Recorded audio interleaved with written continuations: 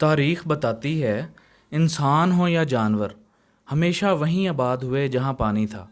آج سے کئی ہزار سال پہلے کچھ لوگ آباد ہوئے۔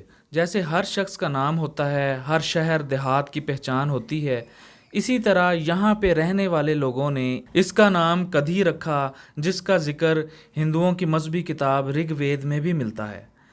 یہ علاقہ کدھی کے نام سے جانا جانے لگا۔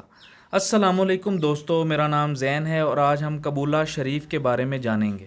یہاں ہندو آبادی کثرت سے آباد تھی۔ یہاں ان کے میلے لگتے تھے، مندر تھے اور بہت خوشحال علاقہ سمجھا جاتا تھا، کیونکہ پانیوں پر یا دریا پر ان کا قبضہ تھا۔ جو لوگ ذرا دور کے رہنے والے ہوتے تھے وہ دریا کے یا پانی کے قریب رہنے والوں سے پانی مانگتے یا خریدتے تھے، اور پانی ہی کی وجہ سے اس دور میں جنگیں بھی ہوتی تھیں۔ جیسے جیسے وقت گزرتا گیا اور یہ قبیلہ بھی بڑھنے لگا، اور ساتھ میں اس قبیلے کے تعلق والے قبیلے جہاں ان کی شادیاں ہوئیں یا جن دوسرے قبیلوں سے ان کی رشتہ داریاں ہوئیں، وہ بھی آہستہ آہستہ یہاں اسی خوشحال پانی والے علاقے میں بسنے لگے۔ اب بر صغیر میں یعنی کہ ہندوستان میں مسلمانوں کی آمد ہو گئی۔ جب محمد بن قاسم ہندوستان آیا تب کچھ اور قبیلے بھی اس کے ساتھ آئے، جن میں ایک قبیلہ ککری قبیلہ تھا، جس کی وجہ سے اب کدھی کا نام ککری پڑ گیا۔ وقت گزرتا گیا اور وقت کے ساتھ ساتھ لوگ بھی۔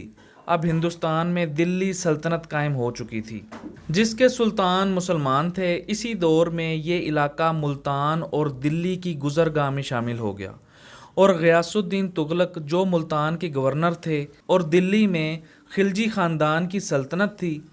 غیاث الدین تغلق نے دلی پر جب حملہ کیا اور دلی کے سلطان بنے، اسی دوران وہ کچھ سال اسی علاقے میں یعنی کہ کدھی یا ککری میں رہے، اور یہاں کے لوگوں سے اور اس علاقے سے ان کا خصوصی لگاؤ ہو گیا، اور انہوں نے اس علاقے میں اپنا ایک گورنر بھی مقرر کیا جس کا نام قبال خان تھا، اور حکم دیا کہ یہاں ایک بہترین قلعہ بنایا جائے جو دلی ملتان رستے کی حفاظت بھی کرے۔ قبال خان نے ان کے آرڈر کے مطابق 1353 سے 1369 کے درمیان ایک قلعہ بنایا، اور یہاں کے لوگوں کو ایک بہتر زندگی دینے کے لیے بھی انتظام کیے۔ ان کے بہتر طرز زندگی دینے پر اس جگہ کو اب مقبولہ کہا جانے لگا، جو گزرتے وقت کے ساتھ کوٹ قبولہ اور پھر صرف قبولہ مشہور ہو گیا۔ ہیر رانجھا کی کہانی تو آپ نے سنی ہوگی۔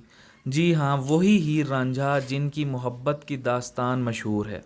کہا جاتا ہے کہ جب ہیر کی شادی ہوئی تو رانجھا اسے بھگا کے یہیں لے آیا تھا اور یہیں پر پکڑے بھی گئے تھے۔ لیکن دوستو، آج جب ہم نے اس پورے علاقے کا جائزہ لیا تو ہمیں معلوم ہوا کہ آج کا شہر تو اسی قلعے کے اوپر بس چکا ہے جو شہر کی اور دلی ملتان راستے کی حفاظت کے لیے بنایا گیا تھا۔ اس قلعے کے 4 برج یعنی کہ 4 ٹاورز تھے۔ یہ دیکھ کر افسوس ہوا کہ قلعے کا صرف ایک برج ہمیں نظر آیا، یعنی کہ ایک ٹاور ہمیں دیکھنے کو ملا، وہ بھی وہاں کے ایک بزرگ ہمیں اس برج تک لے گئے، نہیں تو شاید ممکن تھا ہماری نظر میں نہ آتا۔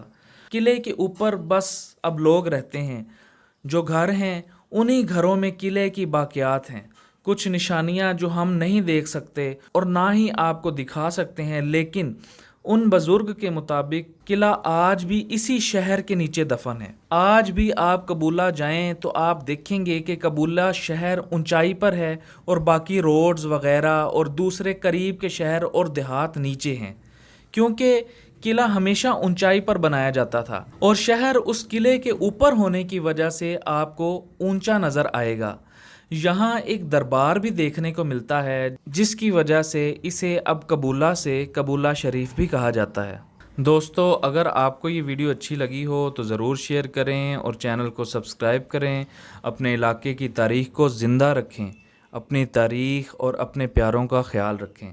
اللہ حافظ۔